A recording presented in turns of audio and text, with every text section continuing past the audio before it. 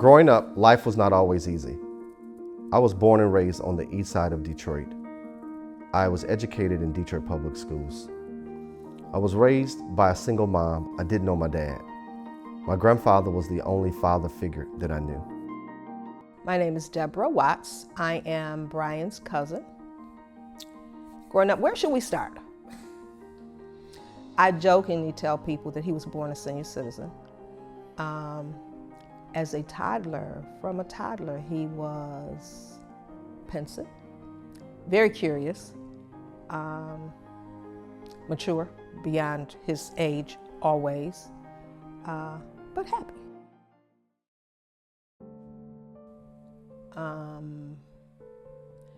Brian, like a few other people in the family, grew up after his great-grandfather and great-grandmother passed, went to live with his grandfather, which was a blended family. It was extremely difficult for him, and turned a happy-go-lucky, unassuming, innocent boy into an insecure, angry, anxious person. It had a really, really negative impact on his years from adolescence through young adulthood. Being arrested was a very defining moment in my life. It was embarrassing, humiliating. The very values that my family taught, I was now doing the opposite and embarrassing them. But it also forced me to address those poor choices and those poor decisions. It also forced me to take ownership of my action and to grab hold of the reins of my life and make better choices, get on a better footing with a positive roadmap to reaching my goals and my aspirations. But it also taught me that it was okay to start over. That was a new phenomenon for the family. So Brian was wired quite differently. Had he not been, he would not be who he is or where he is right now. And quite naturally, it was alarming for the family. The family was abuzz with, man, what is this boy doing now? What are we going to do with this boy? So it was quite concerning, and there were several clarion calls for prayer. Knowing Brian for as long as I've known him, I know that he has dealt with a lot of adversity, both before I met him and even during the times I've known him. I never saw that affect him whatsoever. He just kept going. If anything, it motivated him to work harder, and he just didn't slow down and never stepped back.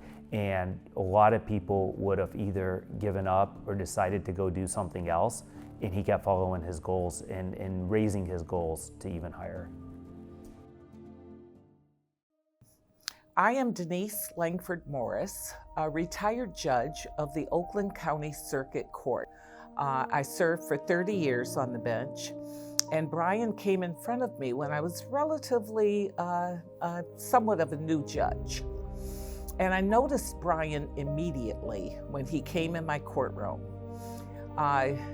It was a terrible situation, I have to say. I was not happy about it, because he was bound over to my court from a district court. I served in circuit, which was countywide, and it would generally take a little time before the person was bound over and showed up for the first time in my courtroom. And that's what happened to Brian.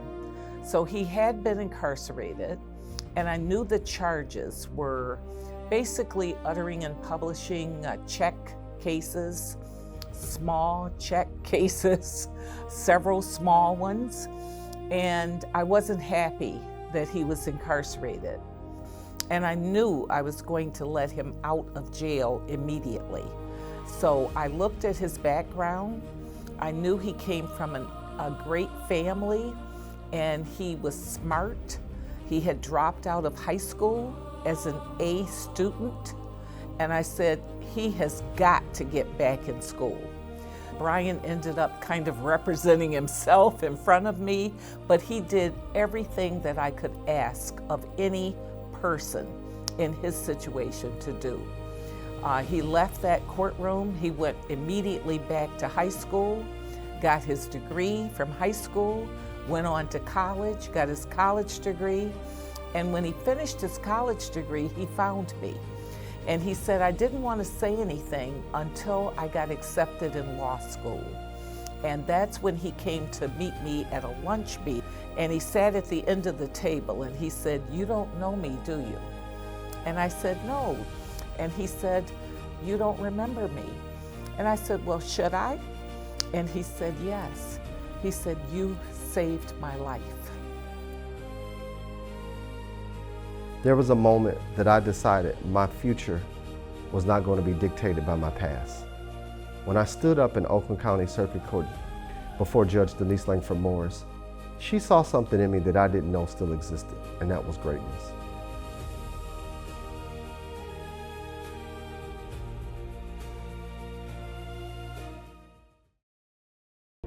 I think that Brian's a prime example that anybody could be who they set their mind to be, regardless of where they came from or what they faced. I'm very proud, especially since Brian and I, like I said, we knew each other over 20 years ago, 23 years ago, I think to be exact. We were sitting next to each other in a classroom, and to see where we've both come, and especially all the things he's done since then, is very impressive, and it makes me proud that I knew him back when he was starting out.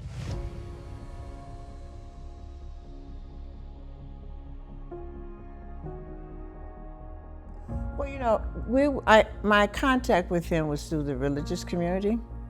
And so there's a fair amount of discipline when you're in church that you have to display.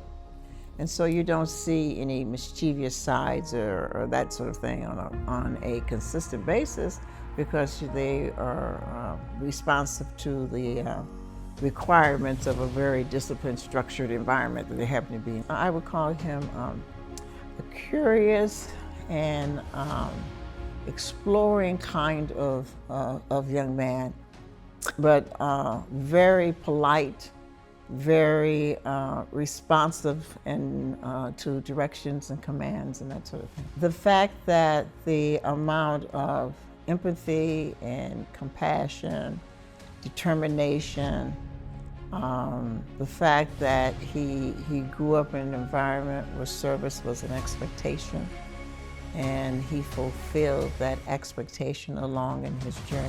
Every aspect of his life, he has just demonstrated being a servant leader, and there's only certain special characteristics that goes around with the person who consistently displays that.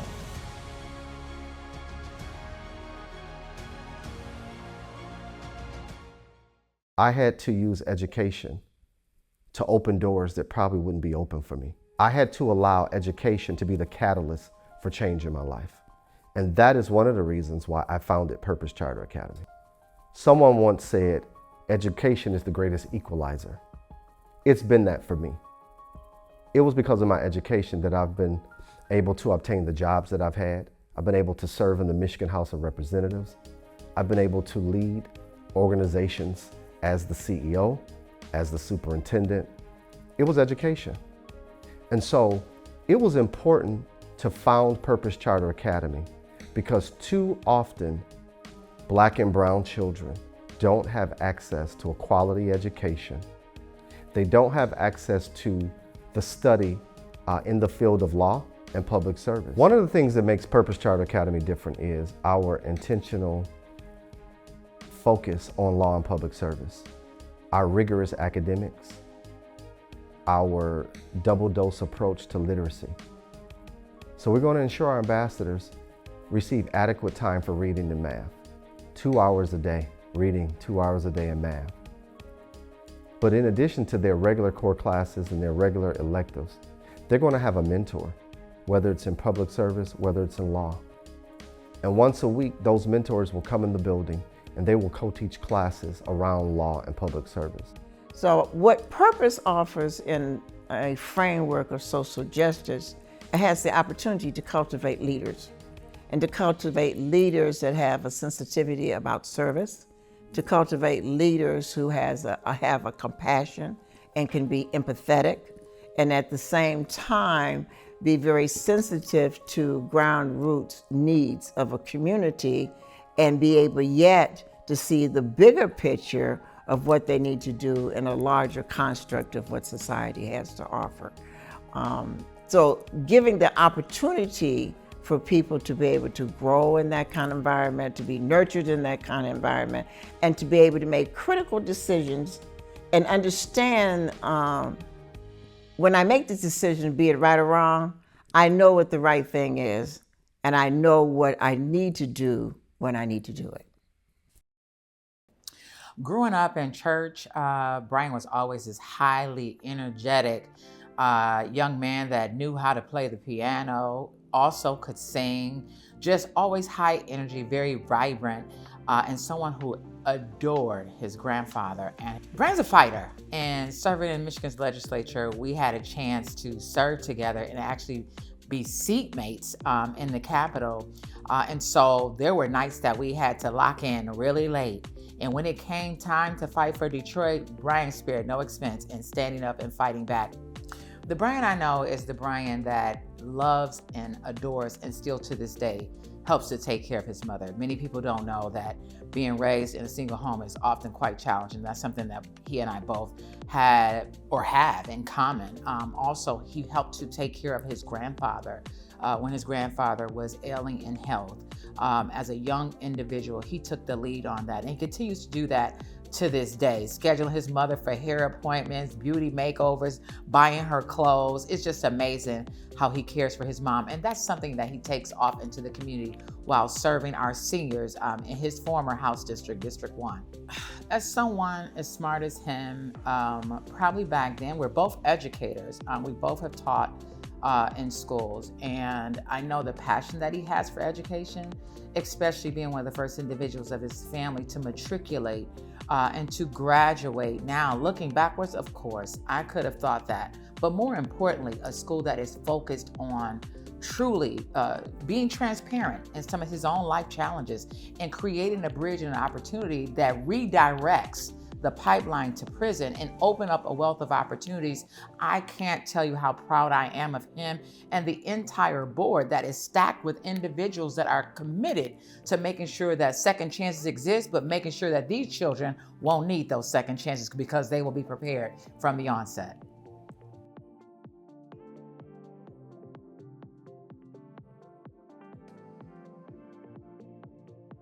Purpose Charter Academy exists because every child deserves a future not defined by their past.